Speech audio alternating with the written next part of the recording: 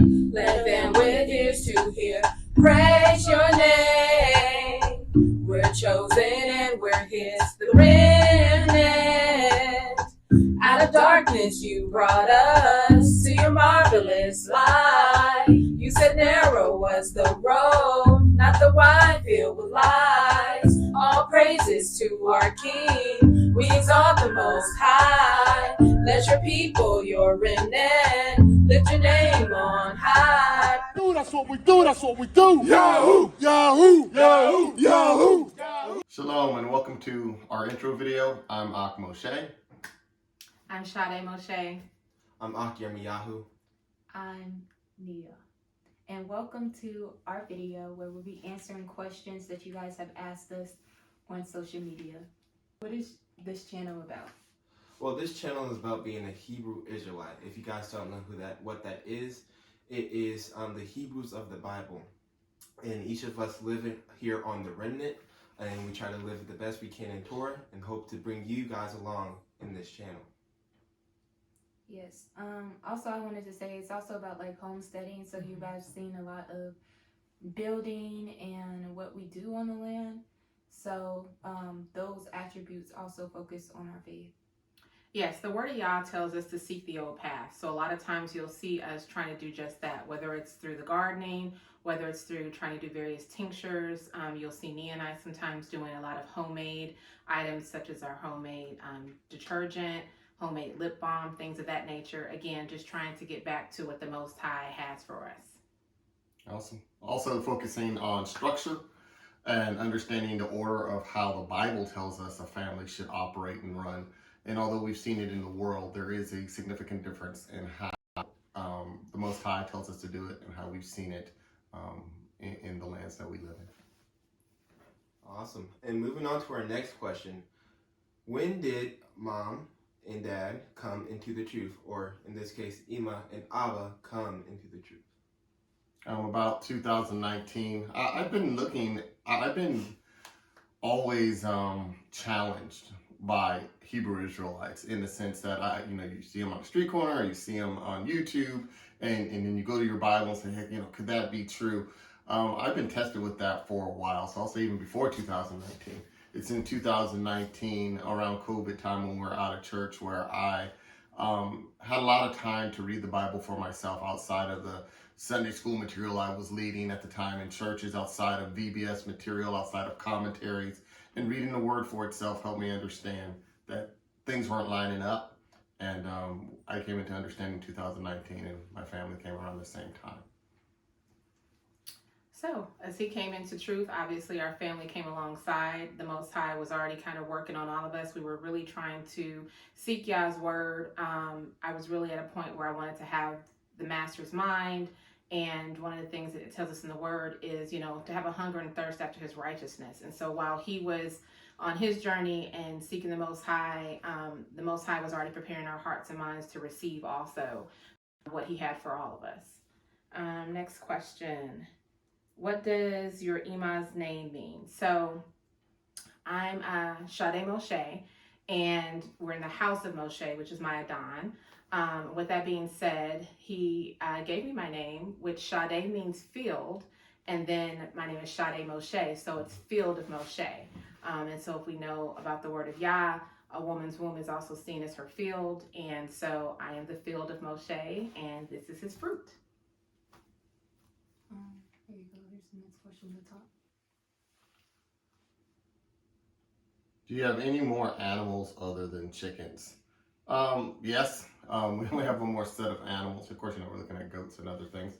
But we have two dogs. We have a Staffordshire Terrier, which you'll know as a pit bull. And we have a German Shepherd named Hadassah, and the pit bull's name is Zoe. What are your favorite things to grow on the land? That's a good question. One of my favorite things to grow is collard greens, and honestly that's because it was one of the easiest things for me to grow when we first came out here. We often pray that Yah be with the works of our hands. And so with the garden, just being able to get started, and the greens were one of the most prosperous things when we first got started. So I will say I always enjoy growing greens because it just is an encouragement to me about my journey. I really didn't garden before we moved to our homestead, and so just to even be able to do that and see Yah's word and wisdom in that is a blessing. But I would say the collard greens, and then maybe the fruit trees. We have some fruit trees, so it's nice to be able to go outside and pick an apple, or peaches. We grew peaches off of our peach tree this year, and that was really cool. The next question is, what was the hardest thing that you had to overcome when coming into the truth? I'll start off with this question. The hardest thing that coming into the truth was the traditions. A lot of things change when we start understanding the reality of things and the truth of things. And when that happens, there's a lot of change that not only goes on spiritually, but physically. And what I mean by that is holidays such as Christmas, Thanksgiving, not partaking in that. And also, just in general, the way we dress, the way we act, the way we talk, this all change from the world standpoint, and it's a lot different when coming into the truth. For me, I would say the hardest part was understanding what independence per se looks like in Yasharel, and if that is even such a thing for a woman like me. And also wearing head wraps was really hard for me to overcome when I first came into the truth as well. Oh, and I think I say wearing head wraps because a lot of people, especially Yasharel, who don't know their Yasharel, teach us black women, in quotes, that our hair is our crown. And so for my father to tell me that I had to cover such a crown, I didn't understand it for a long time. So I think that's why I struggle with it. Right. I want to clarify something, that it's a requirement that I have in my house. It is cultural. Culturally, our women covered their hair, and some of our women veiled. So that was a cultural thing. It's something that I require. It's not something that every man is called to require. But I will tell you, the hardest part for me is manning up, understanding that when your family fails, it is the man's fault, regardless of what your children or wife or whatever say, it's your fault. And understanding that has a man take on greater responsibility. The hardest part for me was understanding, in order for me to follow the Messiah of the Bible, you can't be associated with Christianity, which I grew up in my whole life, and I saw men operate in a certain way. And most of the time they operated as Samsar, happy wife, happy life. That doesn't work in Israel. It's the man's way. The man's way is given to him and ordained by the Most High Yah, the creator of the universe. And now I will say that would be the hardest part for me. Knowing my role, accepting my role, and then executing my role. For me, I would probably say that it's just really unlearning a lot of what we grew up in. Unfortunately, this is the same for most people in Yasharel, whether they know who they are or not, is, Hellenism. That at the end of the day, we have been robbed of our culture and our identity, and we've grown up in somebody else's culture and identity, and then even what they tell us we are. And so having to really let go of a lot of that and allow Yah to break us down and build us back up in Him. I tell people all the time, the verse, where it talks about following His commands, and His commands are not grievous. Mm-hmm. So some people coming into this truth are like, oh, it's just so hard, this, that, and the other. The way of Yah is not hard. What's hard is letting go of all those things that we were indoctrinated with. Mm-hmm. Those things are grievous, but Yah's ways are not. And so initially I had to get that out of my system. And that was kind of like the hard part, with understanding and embracing Yah's ways and the truth of that, and letting go of a lot of the indoctrination that came with growing up in a world and not knowing who we were as Yasharel. All right, so the next question was, can anybody join our group? When you say group, I assume that you mean the people we fellowship with. We call them mishpachah, which just means family. And the biggest thing is, if you're an Israelite, of course, but there is a vetting process we have. We're not a church. We're not a ministry. We do everything out of our home, or out of the homes, or on the land of our brothers and sisters in the faith. So we just don't want to just bring anybody on their land if you're not properly vetted. And you're around our children, you're around our animals. So yes, there is a vetting process, but number one, you do have to be an Israelite and keeping Torah. And the rest is up to the brothers and sisters in the family to determine how to move forward. And I would say Yah has been faithful in that. We even say as a mishpachah, we did not choose each other, so to speak. How we all have come together, you can clearly see the work of Yah. And so we trust Yah's process in that as well. And our brothers that are part of this mishpachah do a great job of doing that on behalf of the mishpachah. Next question is, what is your favorite feast day? Ooh, I've got that. I like to answer that one. So Sukkot is my favorite feast, and it just reminds us once again about the bridegroom coming and being a part of the wedding feast. And so, with the culmination of all the feasts that are that we observe, it's on all of us to be prepared for the Most High coming back. And so Sukkot is that kind of like grand finale of that. So it just excites me to know about what is to come with our bridegroom, the Most High, coming back to receive us, Yashrael. And so it's a beautiful fellowship to do with others in Yashrael. And so that's one of the reasons why it's my favorite feast. I think that's my favorite feast too. I love how long it is that we're able to sojourn with our mishpachah. Like my father said, like we're on different people's lands, so to be where they sojourn most of their time in the presence of the Most High Yah is always nice. And knowing that your peace returns back to you, even when you're there, is just such a blessing. So the longer the feast, the better, because a lot of times we say like you only can fake it for like 1 or 2 days, and then after that, whatever ruach that you have within you shows up and shows out. So to see like the growth of our mishpachah and to see where they started from that long feast, because I think this is our second year with this particular mishpachah, to see how their growth spiritually has been gives me joy, especially that we're tabernacling together. Hello, yeah. Did you want to answer that? Same thing as Sukkot. They explained it very well. But I do love the fellowship. Anytime, any feast, I just love the fellowship. And of course, Tabernacles is the longest one for fellowship, so that one takes the cake. Hello, yeah. What sets us apart from other channels, like other YouTube channels? We're real with you guys. We don't try to fake anything. There's no scripts or anything. We give you what we are experiencing at hand.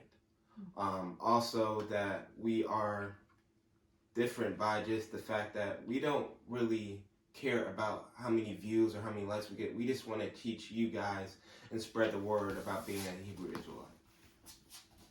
Secondly, I think there's a lot of YouTube channels and TikTok channels and Facebooks and Instagram channels about people living their best life as a family. Extremely wealthy families, showing what they got for Christmas and what new Tesla they're driving. And we want to make sure we're making the main thing in Israel, and that's really Jeremiah 29, how to live in the land of your captivity. That's what we're showing you. It's not going to be what they call sexy or exciting all the time, but like Jeremiah says, it's going to be real. This is what the reality of walking out Torah as an entire family is like. I know a lot of brothers and a lot of sisters who lost their spouses or lost their children in the faith. We're not any better. We could have easily lost a spouse or a child in coming into understanding. However, we didn't, because the Most High is gracious, and we want to show you that it's possible. Yeah. Why did you name the land the remnant? Good question. I should know the answer to that question because I'm the father or I'm the husband here. But the more and more I think about it, the more and more my answers change. At first, I thought, we're going to be this small group of people who are going to be left. And in reality, it's true. At the end of the day, the Most High is only coming back for a remnant. The road is narrow, and people don't know how narrow until you start walking it. And the more I walk it, the more I understand. Yeah, the people who are who do come to this land, it's going to be a small group of us. And not because we want it to be a small group. It's because we realize people might have an understanding of who we are as Israel, but they don't necessarily want to walk Israel has to walk to be saved. And I'm learning that. And the remnant name comes more and more true and true the more we walk this walk. Next question. Do you follow the lunar Sabbath? No. Not no like that. No, like that. It's just, I would be honest with you, I don't know what the lunar Sabbath is. And when I say lunar Sabbath, I mean, I believe the moon is there to give us ideas of months and seasons and feasts. I don't necessarily believe it's there to give the Shabbat. The Shabbat's every 7 days. It's not, for me, it's not rocket science. I'm sure there's someone out there who's smarter than I am, who knows how to do the mathematical equations to come up with when their new Shabbat is. But the way I read it is 6 days thou shalt labor and do all thy work, and the seventh is the Shabbat of Yahuwah your Elohim. That's the way I understand it. That's the way we practice it. We do keep a regular work week of 6 days, and the seventh day we rest on. So I pray that makes sense to you. And if it doesn't, and you have a smart way to calculate that, I'm open to suggestions. But we keep a 7th-day Sabbath here in this house. What is a hobby or lesson you want to learn in this truth? I'll go first. I know that I really want to learn how to sew. I really do. And sometimes I have the motivation to do it. And then other times I'm just like, So y'all willing, before I have children, that I'll learn how to sew because I really want to learn. That's one hobby in this truth that I want to do. Khan, I'll touch and agree with that. And it's so amazing because, you know, I go back to my childhood. My mother is a great seamstress. And so you look back and you realize you didn't take advantage of some of the things that were right before you. So to our young daughters, especially, you know, take heed of that. If you have women around you that know how to sew, cook, can, and do all these wonderful things, you know, I truly suggest you seek those things out and learn them because they will bless you. When I first came into the truth, one of the things I wanted to learn was canning. And at first it was very intimidating to me, but it was one of those things where it's like you got to do it to get over any kind of fear or overcome. And so we can a little bit here at the Remnant, especially the fact that we garden. We're trying to do more canning as we go along. So I would say for something that we're not currently doing, I touch and agree with Nia. I would love to sew. We actually attended a beautiful Hebraic wedding a couple of years ago, and the young lady had sewn her own wedding dress, and it was absolutely beautiful. And so I would love to be able to learn that for my sake, for her sake, and for their future children as well. I would just say butchering large animals. You know, we can butcher chickens. You know, I've seen people butcher deer. Be nice if we can, you know, butcher our own goat. Of course, butcher our own Passover lamb and roast it whole. You know, we were city people. You know, we weren't people who were hunting and doing things and finding the old paths. And I want to learn it all. From butchering, you know, goats and sheep and deer. We're already doing chickens to being able to do something as simple as play the piano or something like that just to keep us entertained, or learn the guitar. So there's a lot of little things that I'd love to learn. Hobbies for me is, of course, hunting. Back in the days, they used to hunt for their food and earn it. I want to see how that works here. And also, I also want to learn about this building houses, especially for my family to come, and for other families that might need help building houses that are able to do that in a professional level. Okay. So as we wrap up with a few more questions, the next question is, if someone was new to the truth, what is the first thing you would teach them?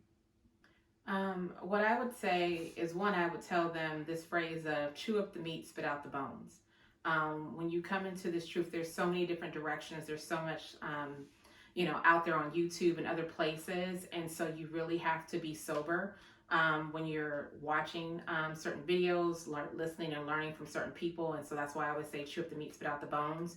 And with that being said, you know, the word of Yah says to study to show thyself approved, a workman that needeth not be ashamed, rightly dividing the word of truth. And so the first thing that I would teach someone is to make sure that you line everything up with Yah's word.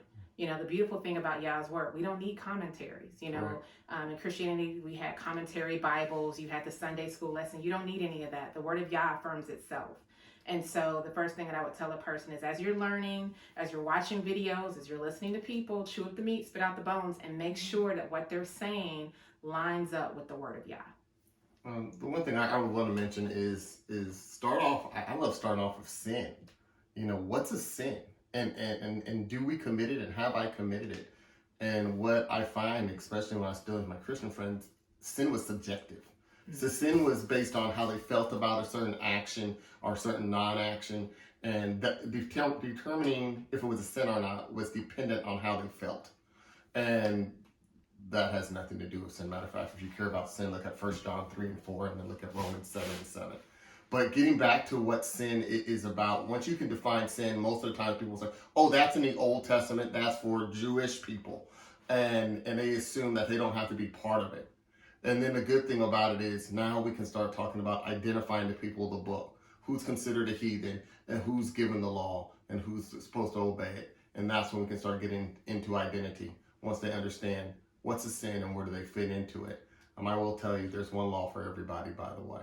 And you can go ahead and look at Exodus 12 and learn about that. But I want to tell you, there's one law for everyone. The first thing I would show or tell somebody is, of course, who are you? I think that's the biggest thing when coming into this truth, is figuring out who you are in this Bible, and then figuring out that the Bible is actually your history. And when that is put together, you're able to give them the instructions that your fellow ancestors have already been following for generations. So it all goes down in order of just who are you, and then of course giving you the instructions of Torah, and then you living that now in your generation of being an Israelite. How old are the children? I am 17 years old, and Nia? I'm 20. Awesome. The next question is homeschooling or public school? Oh, homeschool all the way. At the end of the day, it's about, you know, making sure you're teaching Torah, making sure your children understand who they are and that they're not being influenced. Remember, I talked about we had to let go of a lot of indoctrination. It tells us to train up a child in a way that they should go so that they should not depart. And what are they not departing of? Torah, their culture. And so I would highly recommend to the women of Yah, if it's at all possible, to homeschool their children. One, it's a beautiful way to continue to build up Yashrael and teach your children. And the other portion is what I talked about earlier, which was the indoctrination that we had to get rid of coming into this truth. And that's all these public schools are. It's just indoctrinating our children in this Hellenistic environment and teaching it of the world's ways and not Yah's ways. So, you know, don't even cause confusion, because we know that the Most High is not the author of confusion. So if at all possible, definitely where Yah wills, homeschooling. And I would definitely second that, as coming from homeschooling and actually able to graduate early. Now I'm in the workforce working on buildings and other items and trades that I've always wanted to learn for the nation of Israel, and I got a jump start all because I did homeschool. Wow, yeah. We love your intro song, Do You Guys Make Music? Hello, yeah. So Toda Rabbah for that. The Most High actually gave me the words to our intro song, and I praise him for that. That's one of the other things that we've been so blessed with and walking in Yah's ways. He's shown us more and more of who we are and the gifts that he has for us. So as it relates to music, we are here to do whatever the Most High allows. And so even within our Mishtrika, we have people who can sing and are writing songs, and as Yah gifts, we're thankful to be vessels for whatever he has for us.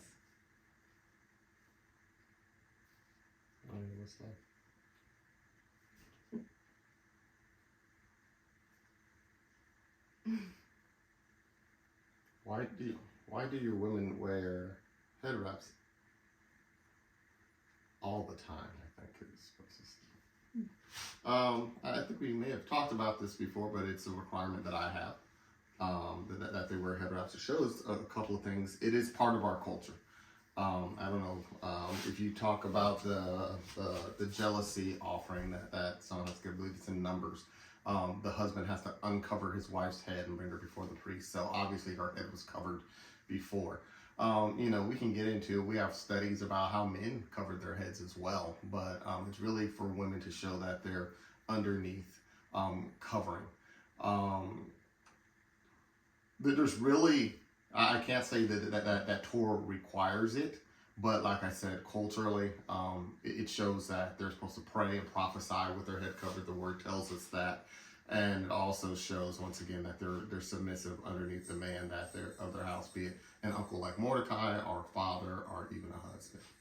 Hello, yeah. And we also know that in what they call the New Testament, all that is a restating of Torah as the disciples were going to the northern kingdom to talk to those who have been dispersed or scattered. And so we sometimes don't get all the pieces of what was transpiring. We only get to see the half that we see from the disciples' perspective. And the reason I bring that up is because a lot of times people just look at the New Testament and don't understand the influence that Torah has on it. And so if you look at 1 Corinthians chapter 11, verse 5, it even says that a woman who prays or prophesies with her head uncovered dishonors her head. And so, like he said, it's a requirement for him in his house that we always cover our head. But I will tell you, one of the blessings in that is I don't always know when I'm about to pray. And so instead of me running to go put a head wrap on or whatnot, I'm thankful that if I need to go into prayer quickly, my head is already covered to do so. But I also want to provide that precept as well. Do you find it harder or easier to connect with people in the truth? Honestly, yes. Finding the people is the hardest part of the finding somebody to connect with. But once you're able to, and once you talk with them a little bit, you get an understanding of how their fruit bears. And when you get that and you understand that it's compatible with your family or mishpachah or you, it really is a nice thing to be talking with a person that is in truth. We really don't try to connect with people that are not in truth. So other than that, I would say it is a little bit harder to find people in truth to connect with. I agree that it's a lot harder than it was in the world, because in the world everything appeals to the flesh. And here you have to line up, everybody has different doctrines and different ways of life, and it's a little bit harder. But I found that Israel is actually way smaller than we think. Like, people I connect with know somebody that I've seen on social media or know someone I used to be friends with. So Israel is very small, but then in other circumstances it feels like it's so hard to connect. So it's as Yah wills. And I guess this leads to our last question. And it says, how can people connect with us? So as you know, we have this YouTube channel, but also we have a Facebook, a TikTok, and an Instagram. And on Instagram, we're @TheRemnantFam_. Same on TikTok, and then on Facebook, we are Remnant Fam. But usually at the end of the description is all our tags to reach out to us or contact us. But we really hope that you enjoyed this video. Thank you guys for watching, and I hope you guys enjoyed our intro video. And shalom. Shalom. Shalom.